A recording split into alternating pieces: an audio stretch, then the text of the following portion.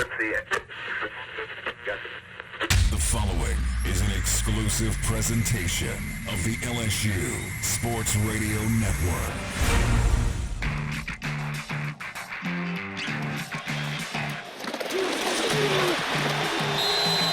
Welcome in to the Brian Kelly Press Conference, delivered by ASAP, the official mobile ordering partner of LSU Athletics. Download the ASAP app today.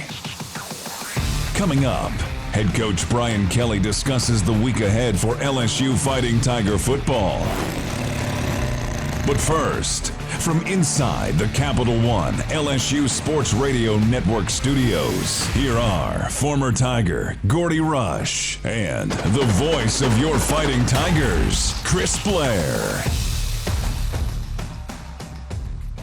Welcome in to the Brian Kelly Press Conference presented by ASAP.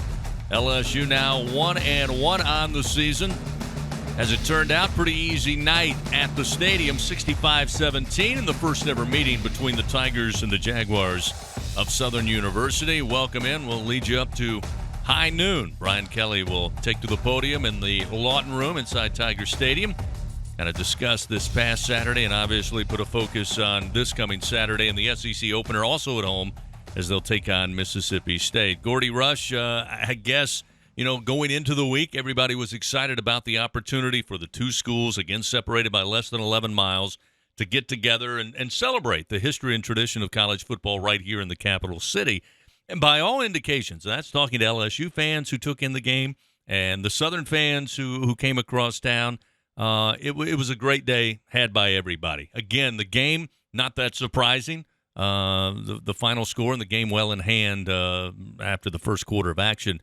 But overall, it was really a great day for Baton Rouge. And it was, I know Charles Hanegraaff asked me what it was like on campus around 2 o'clock, 2:30. And I said, it really feels like it's a big-time SEC game. I mean, the traffic was the traffic. People were everywhere. You could smell the tailgate food. People were having a great time. And again, I think even after the game, in the 65-17 loss for Southern, I think everybody went home and said we enjoyed ourselves today. Yeah, it felt like a big-time SEC football game. I came down about around 3 o'clock. And, Chris, usually I don't find much traffic coming from my office down on Government Street. It took me about an hour to get down here, and that's what 2003 LSU Georgia felt like. It was a great, I think it was a great atmosphere. It was great for these two schools, and it was a great day for the city of Baton Rouge. Let's talk football a little bit because, it was a short week for LSU. Played on last Sunday, came up short to Florida State, and you heard this time, last Tuesday, Coach Kelly said, hey, look, there's a lot we got to work on. And there really was no phase of the game that didn't need what he considered a lot of work going into week number 2. And again, the overlying theme was getting off to a quick start. Well, it doesn't get much quicker than the opening kickoff. You cause a fumble, you take over short yardage. A couple of plays later, you're on the scoreboard, and they really never look back. Look, I thought in all three phases LSU was better, and they were going to be better against Southern than they were against Florida State. But specifically offensively, you saw the Tiger offense pick up where they left off in the Superdome. They went a little bit more tempo. It's obvious the Jaden Daniels feels comfortable playing tempo, not race car tempo, but enough tempo to get to the line of scrimmage, see what's going on, and then snap the ball with about 20 to 15 seconds left on the play clock. Special teams cleaned up a whole lot of things, right? We saw a new punt returner, new PAT field goal team out there. They made plays on special team. And then on the defensive side of the football, I thought they tackled better. Less mistakes, less problems in setting the edge. Some of the communication problems that Coach talked about that happens in the opener, they cleaned some of that. So they were better in all three phases. Obviously in these type of matchups, you're looking for that first quarter, maybe into the second quarter as this game would turn out, to kind of see how the team looked. And I think to your point, really in all three phases, they look good. Jaden Daniels, pretty good, almost perfect, 10 of 11 passing. Again, 3 passing touchdowns. He had the first score rushing it in on his own. And defensively, as the game wore on, I'm sure Coach Kelly, and he'll talk about it, I'm sure, when he takes to the podium, you put in the second and third string, and you don't give them any slack that, okay, well, we didn't tackle good or we allowed them to score. You're still going to press on those guys, but I think you have to take that for what it's worth. I thought it was a totally dominating performance, and every phase very crisp through the first half of action. Yeah, and that's the way they looked in fall camp. I was really surprised with the number of mistakes in the opener against Florida State. And again, they cleaned a lot of it up. Defensively, Chris, specifically for me, it was the edge players, and there were a lot of backups that had to play. Ali Gay was out. B.J. Ojulari was held out of this football game. Desmond Little, Harold Perkins Jr., a name you're going to hear a lot of. Savion Jones, who was one of the best players coming out of state a couple of years back, had to step up at that jack linebacker and defensive end position.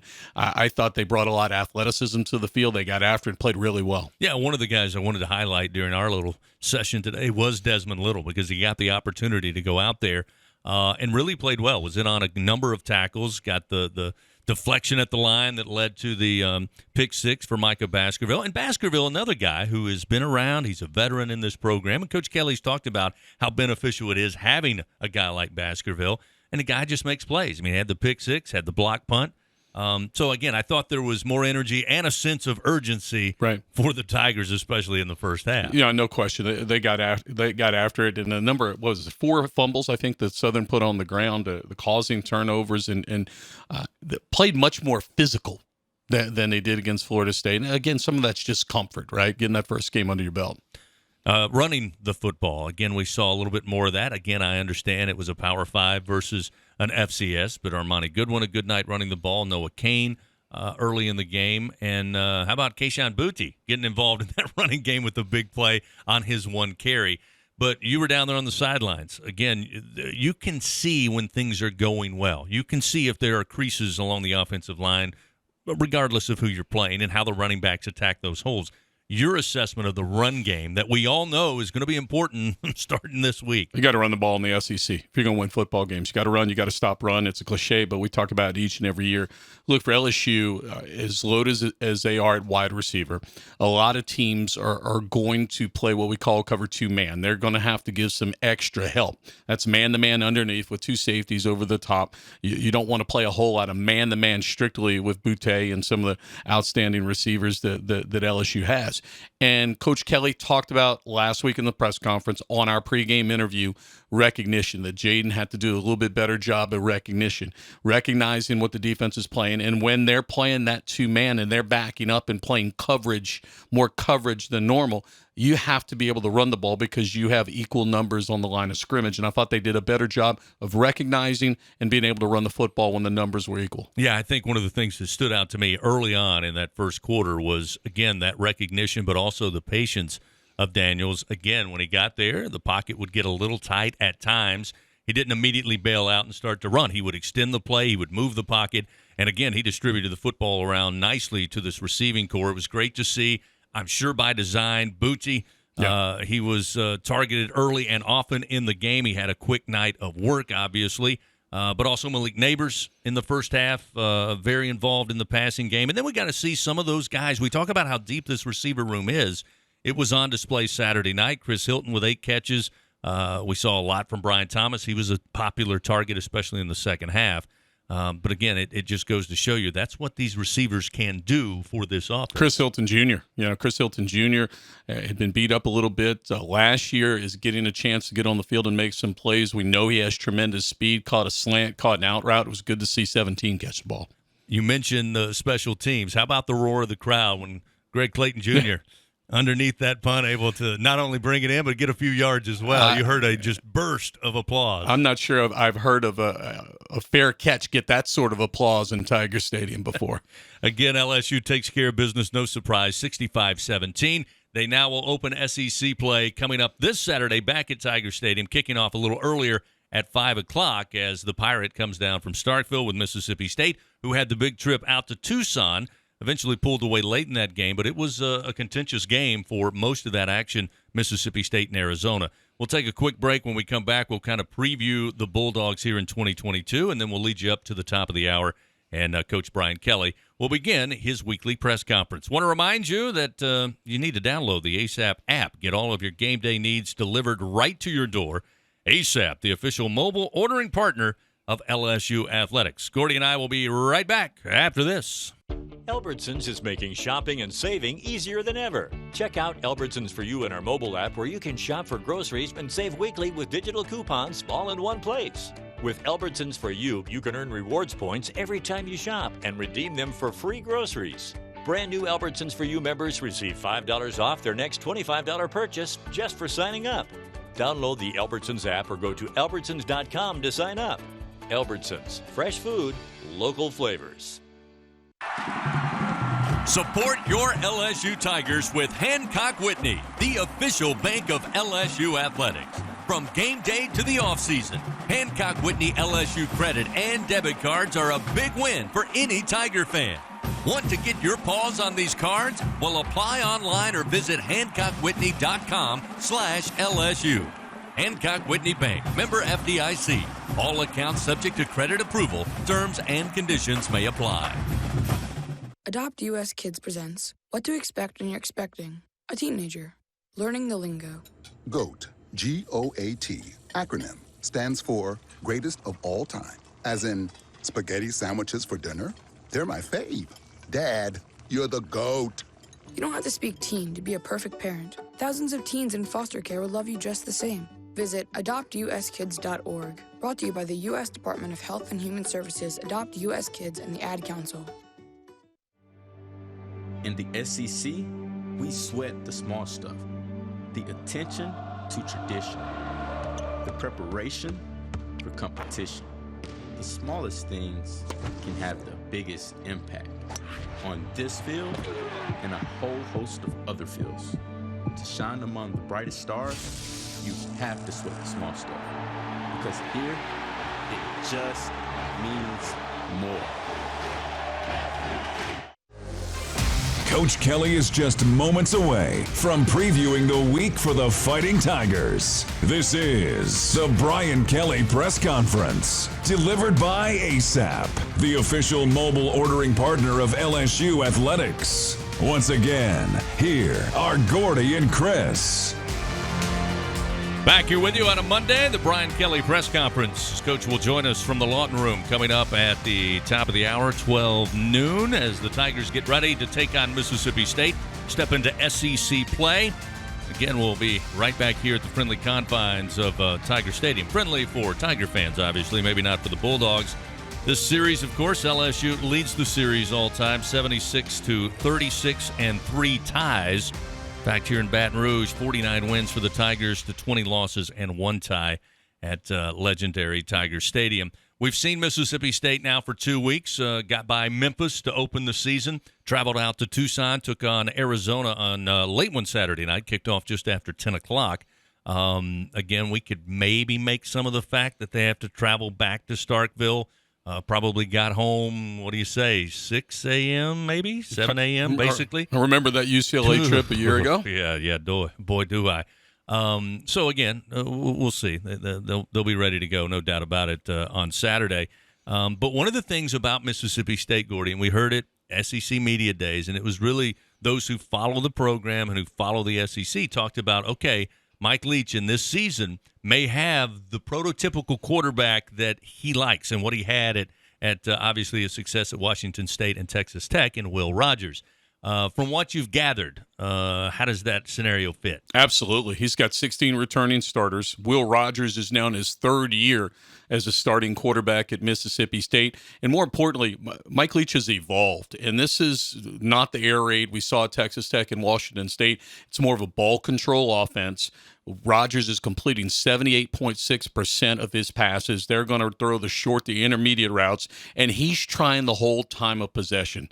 37 minutes to 23 minutes. Mississippi State was in favor of that time of possession at Arizona, an improved Arizona club last week. And I remember the game last year up in Starkville.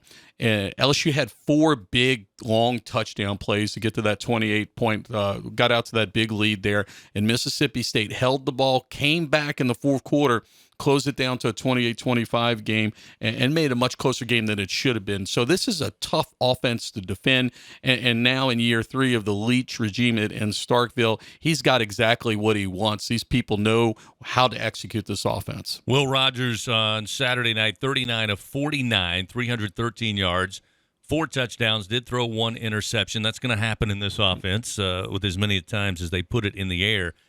we always examine Mike Leach's teams, and again, this goes back to Texas Tech, to Washington State, is how do they complement that air raid attack with the rushing attack? Anything different, better here in 2022? They didn't run the ball very well last year. They've run the ball better thus far. It's been Memphis. It's been Arizona. Good teams, not great teams. They've got two running backs in Johnson and Marks. Went for 125 last week at Arizona. He wants to run the ball a little bit more. He had to throw the last couple of years, so he's trying to get a little bit more balance. But make no mistake about it, it's basketball and grass. It's just higher percentage passes, the no-huddle offense, and instead of going race car fast, he wants to milk that clock and take his time and make those audibles and check with me from the sideline and get him into Will Rogers. One of the things about Mississippi State and going against Mike Leach is he's a master calling plays offensively to find the weaknesses you're giving up. I mean, it's the old saying, we'll take what you give us, and he maximizes that. Obviously, it is a lot of dink and dunk. It's a lot of passes into the flat, short stuff. They'll look for the long vertical pass, but they'll just go right down the field. We talked about the tackling improving for LSU. Two things about the defense this particular game. We've heard Coach Kelly and Coach House talk about having multiple looks, not to get too comfortable, not show the same thing every play, because, again, I think that's a dangerous road, as we all learned a couple of years ago against the Mike Leach offense. But tackling is huge because a 4-yard catch can turn into a big one very quickly with a missed tackle. Absolute tackling, and then anytime you play Mike Leach, you want to give up field goals, not touchdowns. This offense, it gets really tight in the red zone, and that's one of the problems he's had at times throughout his career is red zone efficiency, turning that red zone into touchdowns. You want to exchange field goals, and on the other side, when you get the ball, you want to punch it in and make touchdowns. So if you're LSU defensively, knowing what we've seen with our own eyes the last couple of seasons, and with the personnel, what we've seen through film so far through 2 games, what do you think Matt House offers up overall defensively to stop the Bulldogs? Well, a couple things. You've got to get pressure with your front four, and that's why it was nice to see Little and Perkins and some of these young guys step up. Hopefully, Ojulari is going to be back for this game. You cannot blitz this Mississippi State Mike Leach offense. Remember, we tried to do that a couple years ago with Bo Pelini, and Mississippi State torched LSU. You've got to keep the ball in front of you. You've got to come up and group tackle and hopefully make plays, and hope Rogers is Aaron and get a couple turnovers like LSU did a year ago. One of the things, obviously, Mike Leach known for being aggressive offensively. He's going to keep coming at you. He's going to do what he does, and he does not vary. But I think what's interesting about what he's done in Starkville is when he brought Zach Arnett, the defensive coordinator, all the offense gets the headlines, but Arnett by nature and philosophy is also kind of an attack-style defense. It was a 4-2-5, came over from San Diego State and brought a kind of a West Coast sort of defense, new age defense out here, and a lot of people wondering if it would work, and he does bring a lot of pressure. This was the number 30th ranked defense in the country a year ago in the 7-6 Mississippi State team. Much better than they've been in the past, and a lot of people that have been around Leach long enough think this is the best defense he's had since being a head coach. We talked about patience. We talked about recognition in the pocket for Jaden Daniels, QB1 for LSU. It will be a huge test coming up in that department on Saturday. There's no question. There's no question. He's got to help this young offensive line, and they're still trying to find out who the starting 5 is going to be by keeping them out of bad situations. It took him a half against Florida State, did a much better job in the second half, but Arnett's going to bring a lot of different looks. We were having a conversation this morning in the office about defensively LSU. What do we know about the cornerbacks and safeties against the passing game? Have we gotten enough sample size in the first 2 games? Because goodness knows, expect 49, 50, 55 passes going up in the air on Saturday. No, absolutely. And Coach Leach is going to go back to that Florida State game, and he's going to be watching those cornerbacks and defensive backs to see where their eyes are. Florida State, of course, had the trick play and the big touchdown. Mike Leach is always going to have a couple of those, but absolutely, you're going to have to play consistent out there. You're going to have to play your coverage, and he's going to test you. You've got to stay within the scheme, and they're going to have to play a lot of zone. You don't get to play a whole lot of man-to-man against Mississippi State and Mike Leach. It's interesting. A lot of fans leading up to the start of the season, you open neutral site against Florida State. That was going to be a measuring stick game, if you will. Fair or unfair, that's the way it was positioned.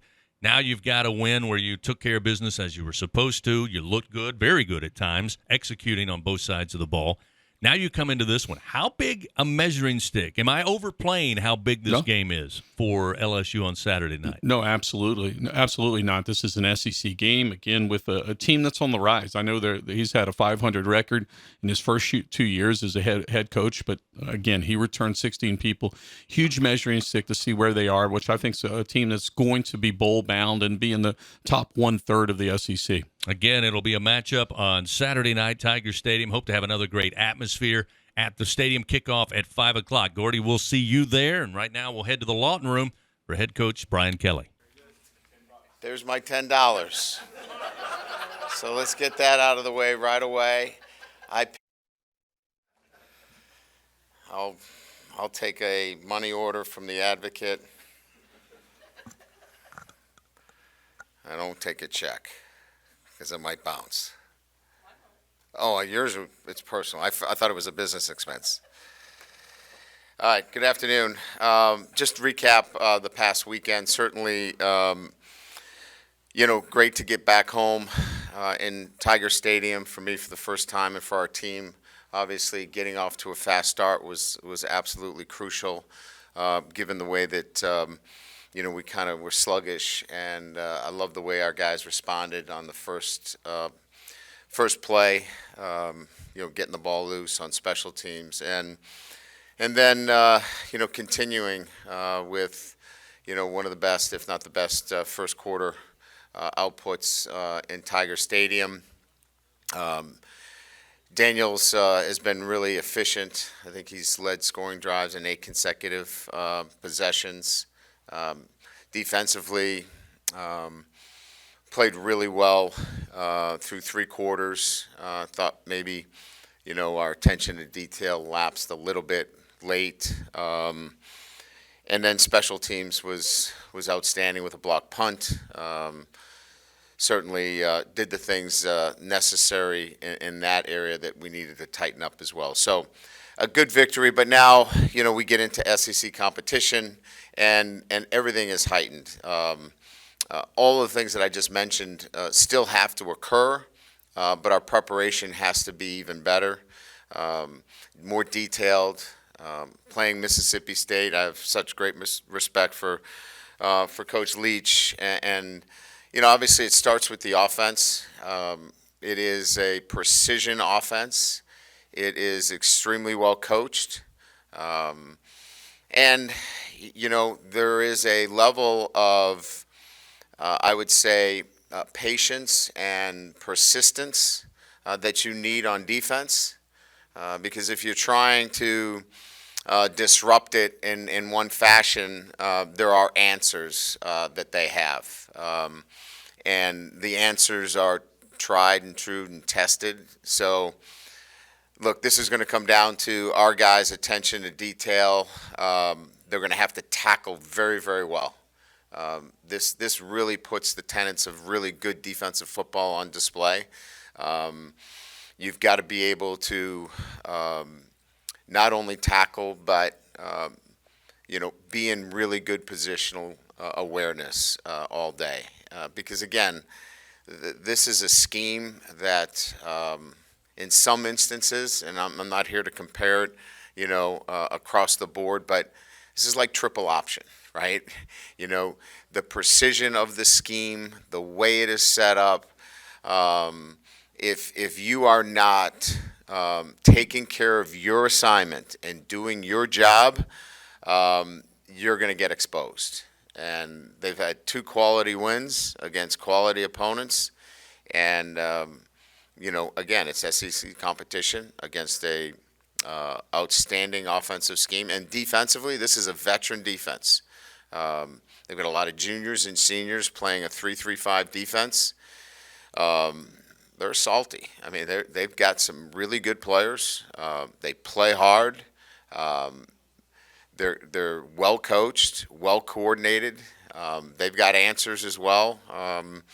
Again, in terms of superlatives, just going back to the offense, Will Rogers, obviously leads the SEC in passing yards, but it's a high percentage offense, and he can make all the throws. I think from a defensive standpoint, the guy that stands out is Tyrus Wheat. Obviously from right here in Louisiana, he's all over the field. He's from Amite, and I will say this: you're going to see him in a number of different positions. Whether he's at linebacker, he can play a stand-up. He's going to be moved around, and obviously he's coming back home, and he is he's a guy that can wreck your day if you don't know where he is. So, great challenge for our football team. One where we have to step up our play. It's exciting now that we get into SEC competition in terms of now we have to challenge ourselves in our preparation and, get ready for a really quality opponent. So with that, we'll open up the questions. Coach, Josh Sibley, One Team, One Pod. How much does it mean for the offense getting John Emery back this week, not only for the rushing game, but also for the passing game and helping out Jaden with the pass blocking? Yeah, we're excited about getting John back, certainly, and I'm excited for him.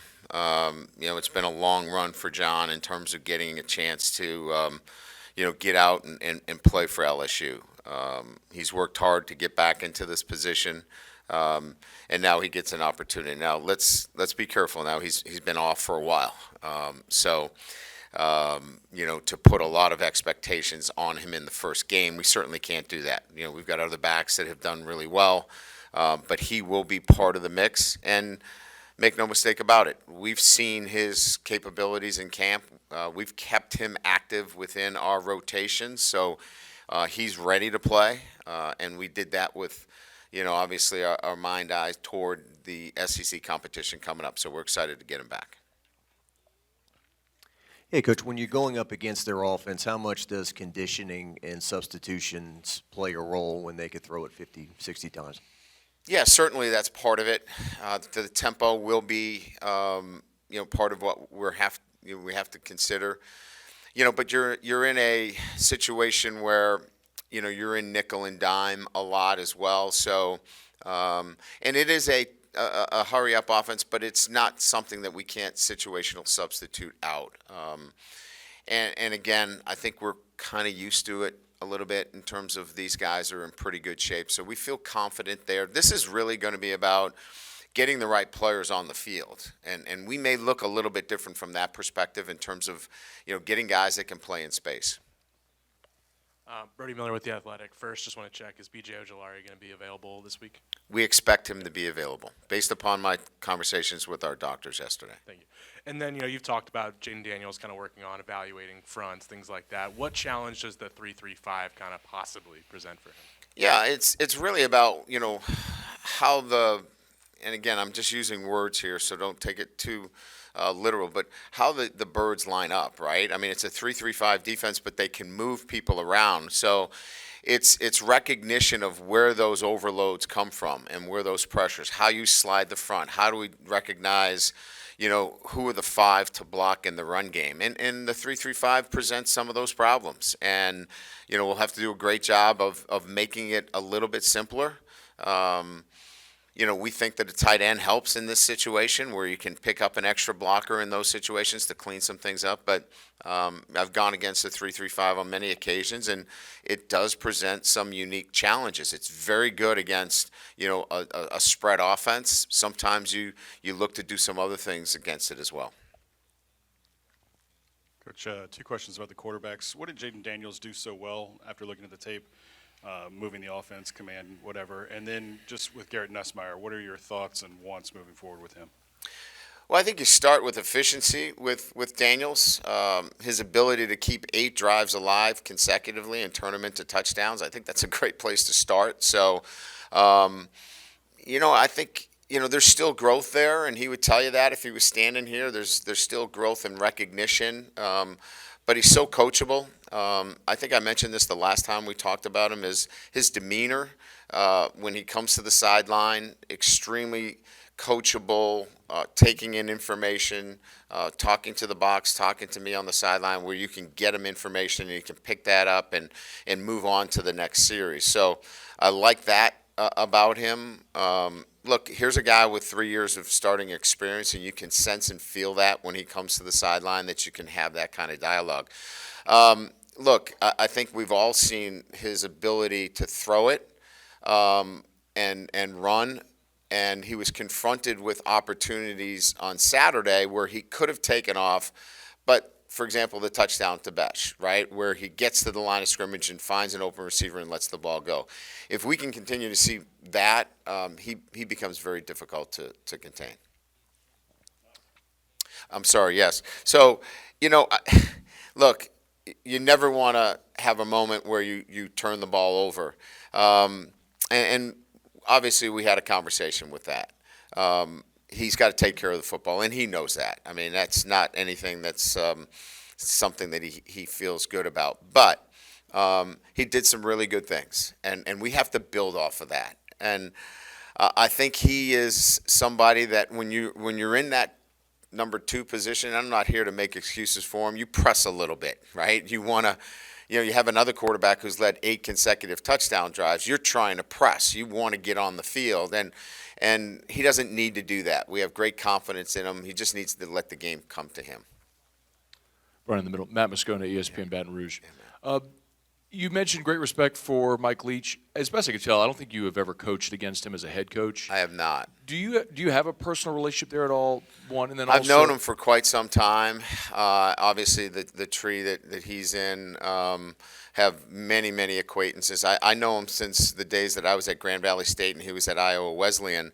We shared a lot of common acquaintances in the business itself. So we've gotten a chance to know quite a bit about the offensive structures. And look, there's a lot of concepts that he's run that I was running about 25 years ago as well. So we have obviously run into each other many times along our careers. If I could ask one follow-up also. This is kind of your first time through the league. Yeah. So what's it like for you trying to prep for maybe coaches and players and philosophies that you're learning for the first time?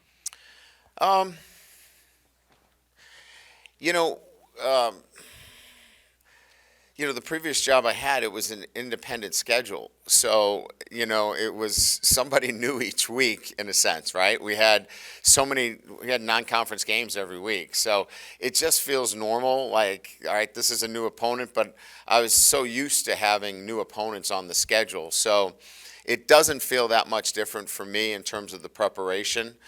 We have advanced scouting. Our advanced scouting does a really good job of coming up with, their personnel and their tendencies.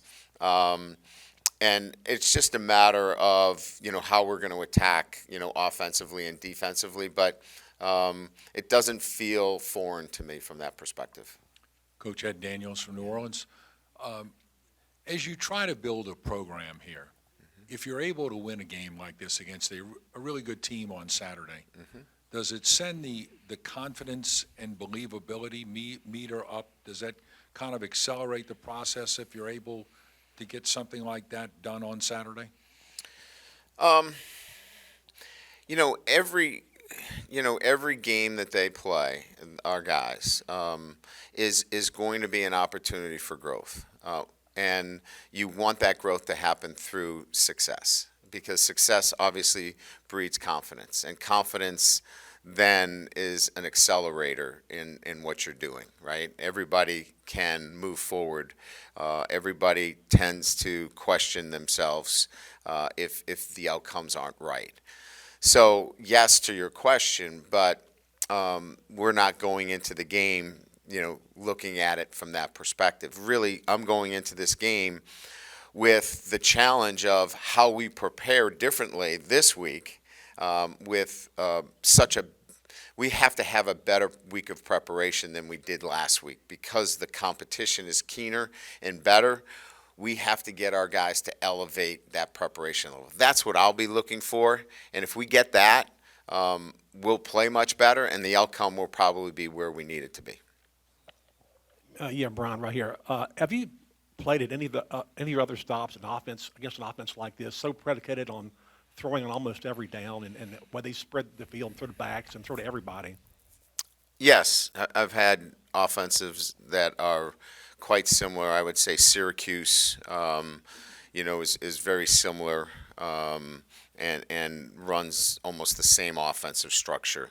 And Dino Babers is the head coach who was part of that tree and have had to defend it, on a couple occasions. It's a difficult system. And look, this requires your offense to be really good as well. Your offense and defense have to be linked together in games like this. Your offense can't be just chucking it downfield and 3 and out. You have to maximize your possessions.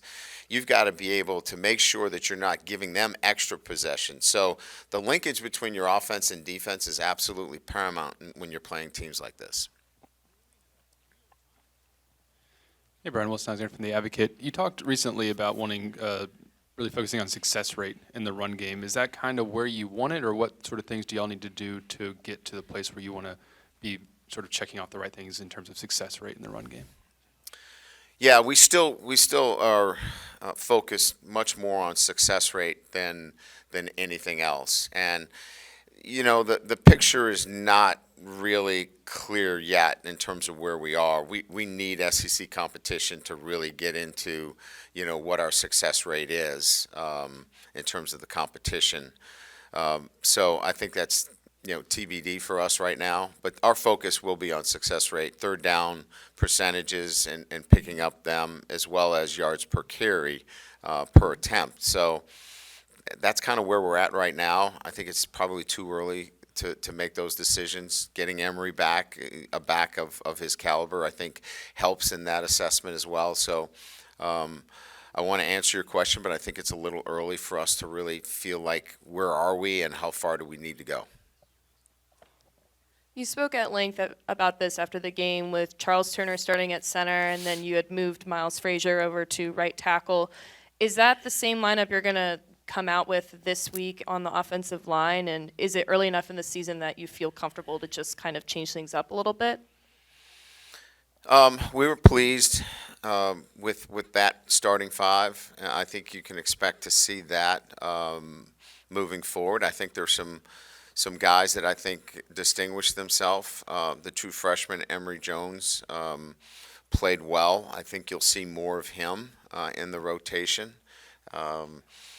But I feel pretty confident to tell you here today that the way it graded out was what we were hoping for, and there's still going to be a need to rotate guys in. Cam Wire's still going to have to play for us. Tremont Short's still going to have to play for us. There's still going to have to be rotations within this group. It's not 5 for the whole game. But I just think you add Emory now. He did some really good things on Saturday.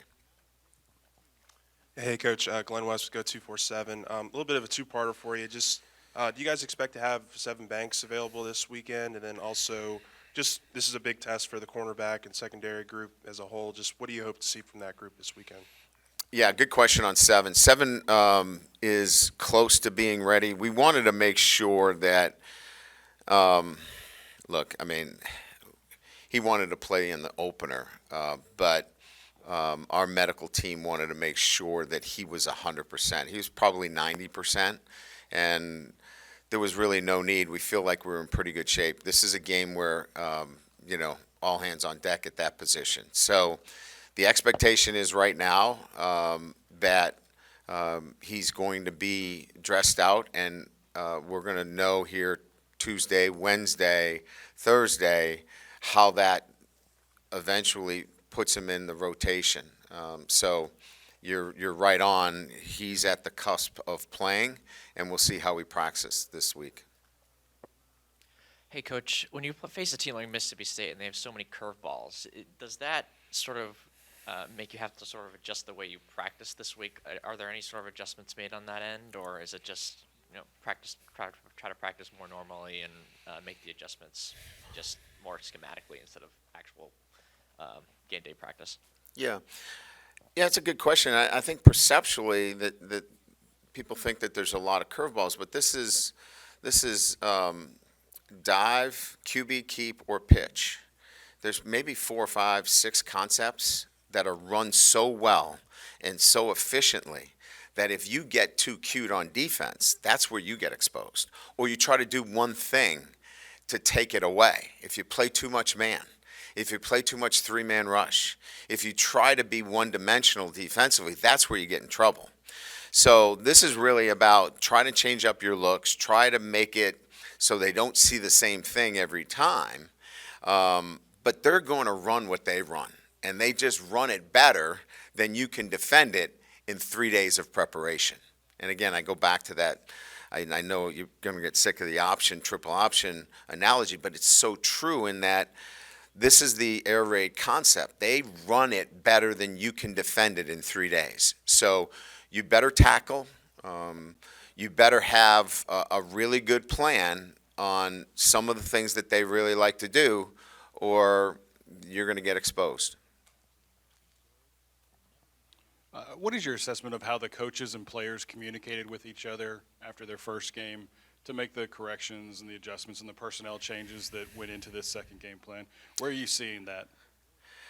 That's a really good question. A game like Southern where it's 51-0 at half, those are nightmares for me because, you're down to, you're playing as many guys as possible and you're always looking out on the field doing this, 1, 2, 3, 4, 5, 6, 7, 8. All right, we got 11 because you've got new guys going in and out of the game. We did not have any substitution errors, and I was really happy with the discipline that our guys showed. And, actually in Florida State, we had a couple of guys tap out of special teams without communicating, which is totally unacceptable. So, we had addressed that in week 1, and it carried over. So communication is much better. We got to clean up a couple of things on the sideline in terms of guys getting down and sitting down. They were watching the game a little bit too much. But I think we're getting better to where I want to be a little bit more disciplined on the sideline. But it was really good for where we were in that game. Coach in the middle. Gregory Clayton got a shot at punt returner. Yep.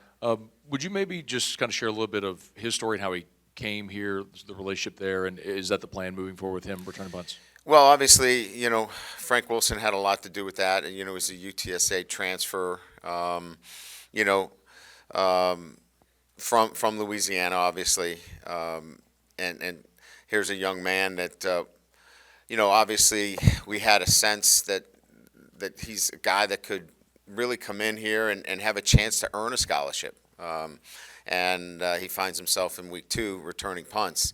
He's a pretty good receiver as well. So we knew we had a really good player coming in, but he's entering into a field of wide receivers where there's great depth. We saw that, right, the other night.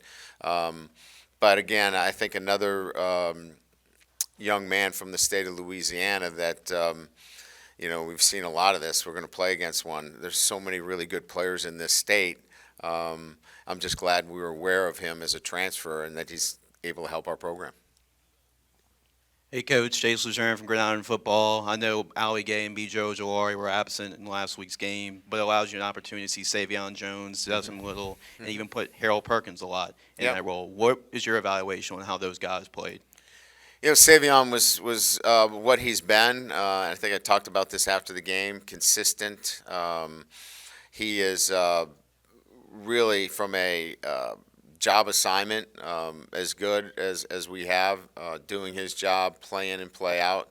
Des hadn't played a lot, so it was good to get him out there. There's things that he's got to clean up in his game, but he's active, he's athletic, and gives us that piece. And look, you're looking to develop guys that haven't played a lot of football. He hasn't played a lot of football, so it was good to get him out there. And Harold Perkins, was playing in our nickel package, and quite frankly, didn't have much time to get ready for that role. But he's such a great kid, accepted it, and used his athleticism to really help us when we were pinched for personnel at that position. Down here to the left. Brian Holland with NBC 33 and Fox 44. Excuse me. If you found something with tempo at the end of Florida State, and then Mississippi State is obviously challenging because they're making you play complementary football in the second half. One, is that just a second half call as far as slowing things down? And two, from experience, how do you kind of balance that? Yeah, it's a good question. I mean, I think tactically you have to look at, efficiency over anything else. So if we're efficient on offense, we're fine playing with tempo. If we're not, it's really, immaterial, because if you're not efficient in what you do, you're giving them, easy possession. So we have to look at our efficiency on offense, and I think it's not just tempo; it's everything that we do. And you'll see a blend again. You're not just going to see a hurry-up offense go out there. You're going to see tempo.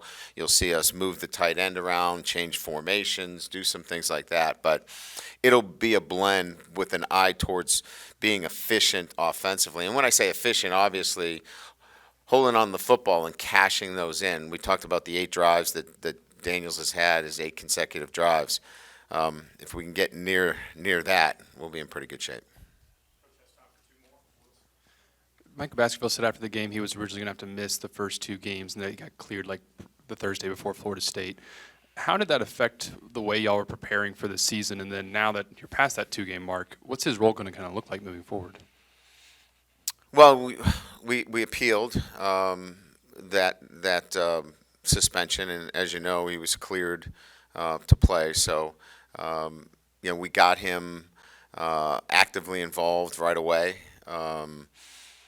And he was a guy also that, like John, we kept with us, hoping that we would get good news and that we would be able to play him. So we kept him active with us, and, he's got a unique skill set. He is really good in pass coverage. He's really smart. That doesn't mean he can't stop the run. He's not built to be a big-time plugger, but he'll stick his nose in there. He's not afraid. We saw that. His block punt was like teach tape. I mean, it was awesome. I mean, he bent, put the low hand out, took the ball off the foot of the punter. Some younger players would have run into the punter in that situation. So he's a smart, savvy football player, and makes us better when he's on the field.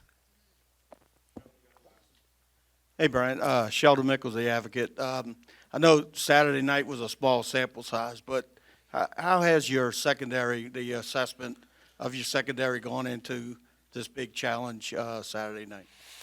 I think the corners have held up pretty well. Their play has been consistent. It's been on body. They've played the ball well in the air. I thought our tackling got better. Greg Brooks playing back at the safety position has enhanced our communication to the level that we felt really good about it. Putting Ward down, in a natural nickel position fits his game as well. So I just think the pieces were moved in the right place after that evaluation of Florida State and where we felt like we needed to get better. So communication on the back end was much better. The corner play continues to be solid, but they'll be challenged at a higher level certainly this Saturday. Great, thank you. $10 is here. We're up to $60. Coach Brian Kelly with this week's press conference as the Tigers get ready to take on Mississippi State. Saturday evening, kickoff 5 o'clock. Whoop, he's still going. I trust everybody in this room. Sorry about that. Jumped in front of the coach. He was just, making sure that everybody paid their tab. Coach was having a little fun with the media. Again, Mississippi State, LSU coming up. 5 o'clock is the kickoff. We'll have things getting started around 3 o'clock with LSU game day. We'll take our final break. When we come back, we will wrap it up on this Monday, the Brian Kelly press conference, delivered by ASAP. Together, we are partners, setting a new standard for health. Together, we prove that no matter how battle-tested we are, our spirit remains undefeated. Our Lady of the Lake and LSU are creating transformational change and impacting Louisiana with a new standard for healthcare, research, and education. Together, Our Lady of the Lake and LSU are champions for Louisiana. Together, we roar. Learn more at ololrmc.com/LSU. Hello, how can I help you? I'm looking for your new Fast Play games, but really, how fast are they? How fast do you say? Faster than a... Faster than a... Even faster than... Whoa! Hey, that's fast. Introducing new Fast Play games from the lottery. Get in between for $1. Rev up with $2 Super 7s. Bet on Black Cherry Bingo. Get the winning score with $5 Saints. And finally, it's a party with $10 Cash Extravaganza. Win up to $50,000. Must be at least 21 to purchase. And for today's STEM tip, okay, you know recycling is important. No one wants plastic in the ocean. Here's a cool way to repurpose a plastic bottle. Build an awesome terrarium. Cut a large plastic bottle in half and fill the base with sand, pebbles, potting soil, and your favorite plant. I chose an African violet. Put the top of the bottle over your base and place it in the sun. Your plant will grow sealed in its own ecosystem. Fun, right? Learn more at She Can STEM. A message from the Ad Council. In the SEC, we sweat the small stuff.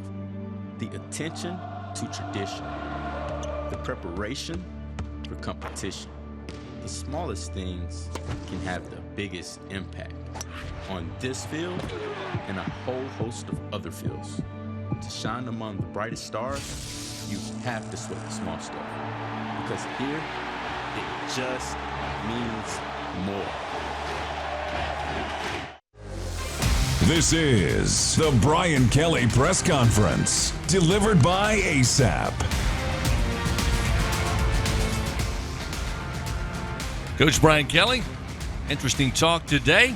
Happy with his team's performance on Saturday, but mentioned several times, got to step it up as SEC play begins this Saturday, taking on Mississippi State. Later this week, get a chance to hear from Coach again. The Brian Kelly Show Thursday evening from TJ Ribs will start at 7 o'clock. Then on Saturday, back here on campus.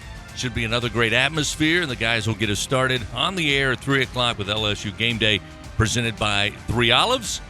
Of course, Marlon Favorite, Brandon Taylor, and Hunt Palmer will get our day started. Then Doug Morrow and Gordy Rush will join me in the booth for the call of the game, Mississippi State and LSU. Thanks to Gordy Rush today. Thanks to you for stopping by. We'll be back here next Monday at 11:40 for the Brian Kelly Press Conference, presented by ASAP.